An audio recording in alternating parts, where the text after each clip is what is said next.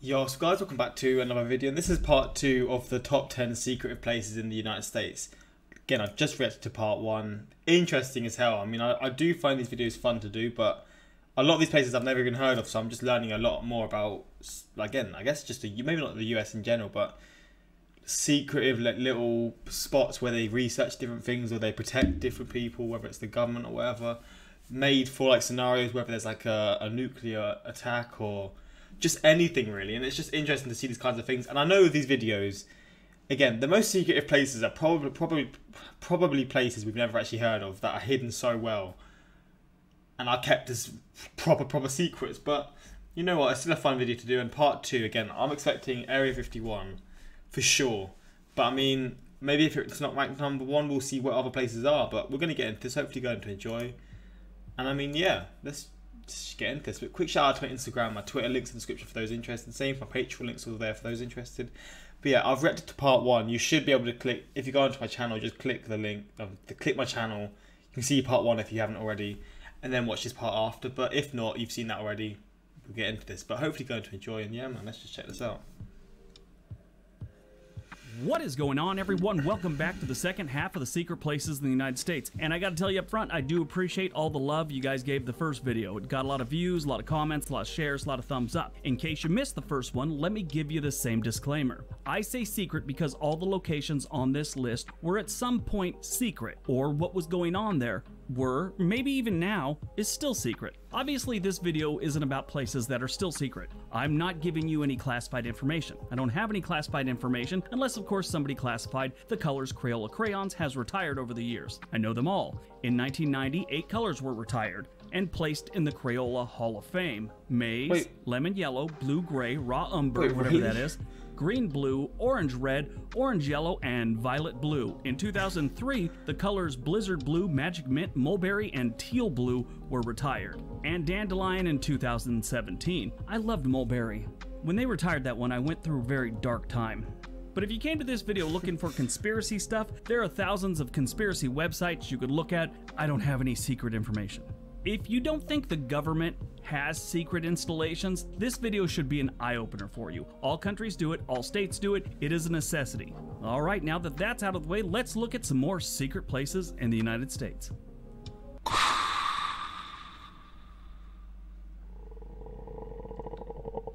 Number 5, the Cheyenne Mountain Complex, Colorado. Colorado is home to a top secret military facility inside a mountain. It's got the Rockies right there.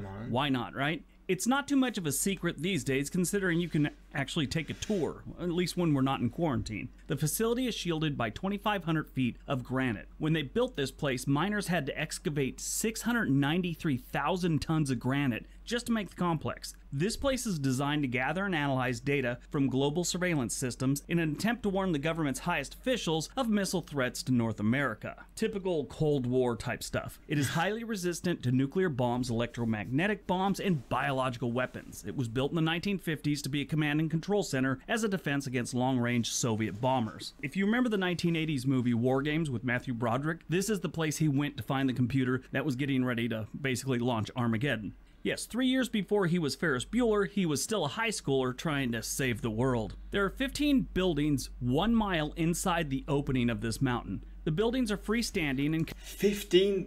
Wait, connected by hallways and ramps. This location was picked because it's far enough away from water, you know, they don't want to get drowned out there, and they have no earthquakes in this area. Like other government facilities, this location also has its own firefighters, medical personnel, and other civilian workers. Cheyenne Mountain holds more than a dozen government and Department of Defense agencies, all within this mountain. It's a big complex. Some conspiracy theorists claim that the bunker has corpses of extraterrestrial creatures, including the bodies of several Bigfoot-like creatures. Yeah, so you know how you can't find Bigfoot and everyone's been looking for him for years? I think the government has them in this mountain in the middle of Colorado. I could be wrong. Now, before you pack up your hiking gear and head to the Rockies to catch a glimpse of Bigfoot and E.T., keep in mind they have a lot of dudes here with guns, cameras, and a series of 25-ton blast doors that will keep you out. So let's say the internet goes crazy and people were actually going to storm this place like the Area 51 thing last year, like this time they're really going to do it, and everyone shows up. they could simply shut the doors and no one's ever getting in. A tank couldn't get through these doors if it had a year to try. Stay home, get some crayons, color pictures of Bigfoot instead.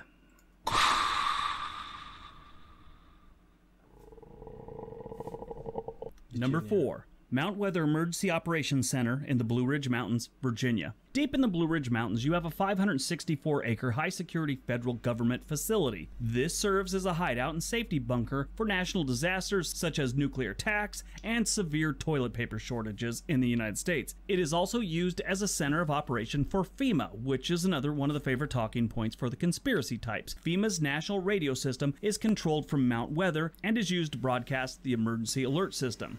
Mount Weather is known as one of the best places to survive an apocalypse, nuclear, zombie, or other. Built during the Cold War as a relocation site for high-level officials in case of a national disaster, and completed in 1958, it is only 48 miles from Washington, D.C., so just quick helicopter trip, they're safe, hopefully. It consists of 2 parts, the above-ground FEMA complex and the underground facility. Mount Weather has its own leaders, its own police and fire department. It even has its own laws. One of them is mandatory Taco Tuesday. I'm just kidding. I don't know. But sounds like a good law. Regular people have no access to this location. No word on irregular people, but it says no regular people can go there. The underground bunker includes a hospital, a crematorium, dining and recreation areas, sleep. How do they have these built in? It's crazy to me. These must, again, he's probably said the prices, but the cost for these to maintain them, etc., is going to be insane as well.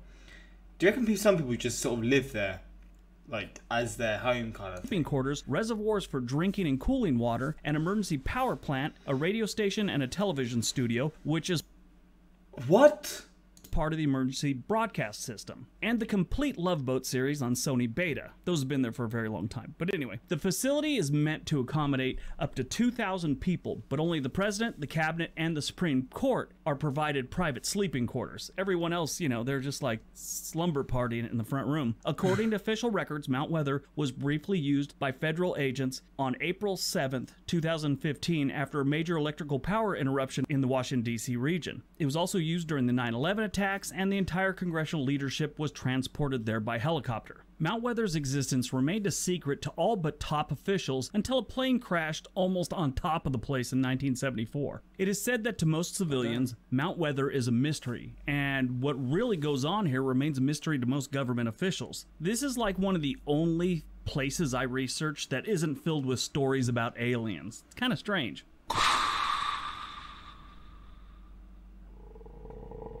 Oak Ridge. I've heard Number of this, 3, Oak Ridge, Tennessee. I was going to talk about Area 51 at this spot. I mean, no list about secret government locations really would be complete without the king of all worst-kept secrets, Area 51. Then I thought, you know, everyone's heard it all before about Area 51. If this video gets 1 million views, it would be safe to assume that only like 3 dudes in Tahiti knew nothing about Area 51 before watching my video. So instead, we're going to look at one of my favorite historical towns and events. In 1952, the United States federal government went looking for a place to do some secret shenanigans. They chose some land that included present-day Oak Ridge, Tennessee. This would be the site for developing materials for the Manhattan Project. The Manhattan Project was a research and development undertaking during World War II that produced the first nuclear weapons. The remote location and low population helped keep the town a secret. The population before the government showed up was around 1,000 people in 1942-ish. In 1945, it was closer to 75,000. The few people that did live in the area came home one day to find notes on their door that said the land had been taken by the government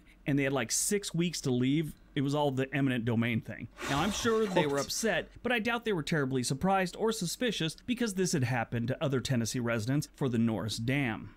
If you look on a map in 1944, Oak Ridge wasn't even there. There's no maps that had Oak Ridge as a town, even though it was filled with people and a thermonuclear development site. The beauty of this place was the secrets. Only about 15 people knew what they were building. All the workers had one job. Some jobs as simple as turning a lever. When the pressure on a gauge got to a certain red line, he'd turn the lever and then turn it back. One man waited outside a door until someone slid a box through a small door. He would then take that box across the building and slide it in another small door, never talking to anyone. Most of the workers only knew that they were working on something that would end the war. They found out when the newspaper told them that we had dropped an atomic bomb on Japan. During the development, Harry S. Truman was the vice president. He eventually became the president. He was the one that actually made the decision to drop the bombs on Hiroshima and Nagasaki. But during the development, he didn't know about Oak Ridge. That's how secret this place was. It's... Wait, what? Is that... So who knew about it then? Whose idea was it to make it? Was it his idea to make it, but he didn't know where it was and what it was to do? Like, still there today. Has McDonald's, has a Sports Clips, it has a Pizza Inn. That's what it's called, Pizza Inn, not Pizza Hut, Pizza Inn. I guess in case you want to sleep with your pizza. Who knows? Because that's kind of mad. Hangar 18. Number 2, Hangar 18 in Dayton, Ohio. One website described the facility like this: Hangar 18 on Wright-Patterson Air Force Base in Ohio is a secure hangar that houses many UFO activities. That's what they said, many UFO activities. What, like extraterrestrial bingo or clogging? Maybe they have a speed dating night for the aliens. Them and Bigfoot, who knows? Other websites claim that this is where the aliens are really stored, not Area 51, like some sort of UFO warehouse. I think this is like our third site that people claim is the real place they're hiding the aliens. Like Area 51 sold out, went mainstream, and quit being cool back around 10 years ago. Sort of like MySpace. Hangar 18 in Ohio is thought to be where they store the Roswell UFO crash material, debris, aliens, cryogenic material, the original recipe for Cinnabon, but sadly, there's no concrete evidence of any of this. This can even be considered a myth. The legend of this top-secret location dates back to July 1947 when a UFO crashed in the desert near Roswell, New Mexico. Now, something did crash there, that's why I say UFO. UFO doesn't necessarily mean... My eyes are just watering loads, what the hell? Keep blinking, it really hurts. Aliens, it means unidentified flying objects. So if I shot something out of my backyard into the sky and they didn't know what it was until they found it, it's considered a UFO. So that's why many people still call it a UFO, even though it may not be aliens. Moving on. After the crash in Roswell, New Mexico, an Air Force base in Fort Worth, Texas, disguised the incident as a weather balloon mishap. This has become the government's version of the check is in the mail. They also said it had been testing surveillance devices designed to fly over nuclear research sites in the Soviet Union. One military pilot named Oliver Henderson reportedly told his wife that he'd flown a plane loaded with debris along with several small alien bodies from Roswell, New Mexico to Wright Field. The warehouse that held all the debris and the remains and all that stuff is known as the Blue Room. In 1974, a Florida UFOologist, I love it when people give themselves their own name that kind of sounds like they're a doctor of something there's no school for. Anyway, this dude's name's Robert Spencer Carr. He publicly claimed that the Air Force was hiding 2 flying saucers of unknown origin inside the Wright-Patterson Hangar 18. He claimed to know someone in the military that was pretty high ranked and witnessed the autopsies being performed on 12 alien bodies. Now, I've heard it was 2 and now I'm hearing 12. What gives? Do these guys multiply? When they did the autopsy, did they split them in 2s and 4s? What's going on here? The Air Force still denies that there is a Hangar 18. Who comes up with these, like, how does, like, a random guy who's maybe worked for them or what, just sort of come up with these sort of conspiracy? Because, again, there's a 0.1% chance that they've actually seen it, but I'm betting against it the majority of the time that it's just sort of them trying to make up some sort of story. But imagine there is just that off chance where their story that they're telling is actually true, but we're all just there like, yeah, you're just waffling here, mate. You're just telling lies just to get, I don't know, just to scare a few people or just make a few people interested in something. But at the same time, you never truly know, man. There's always that small chance that maybe he did see this. You know what? Maybe he did. Maybe he didn't, but maybe he did. 18, but there is a building 18. No Hangar 18 with a Blue Room. I don't know. The whole thing seems kind of weird. And numero uno. Is that uno? Yeah, it is. And number 1, the Green Briar, West Virginia. The Green Briar. So there's no Area 51, which I kind of like, to be fair. It's sort of going to show more secretive ones than I initially had thought would be. Bunker is buried 720 feet underground at the 11,000-acre Green Briar Resort in West Virginia. In 1955, President Eisenhower instructed the Department of Defense to draft an emergency plan for Congress in the case of a nuclear strike. The $14 million project was completed on October 16, 1962, just before the start of the Cuban Missile Crisis. It's roughly the size of 2 football fields on top of each other, and it has beds, a kitchen, an operating room, a pharmacy. It also has a TV studio that would be used to inform the general public that the Congress is safe and comfortable, and the rest of the country is pretty much on their own. It also had a weapons room that stored rifles, pistols, nightsticks, and helmets, basically essential riot gear, because nothing sucks more than a congressional riot 720 feet below ground. 10 minutes from the bunker was an airstrip that you could land Air Force One on. More importantly, they got a really decent golf course, so when the radiation thing, kind of mellows out and they all hit the links. If needed, the members of Congress would be ushered to the decontamination room where they would be stripped, showered, and given uncontaminated clothing. This could or could have not included a Greenbrier robe and slippers. The bunker was maintained by 12 to 15 permanent government employees who worked undercover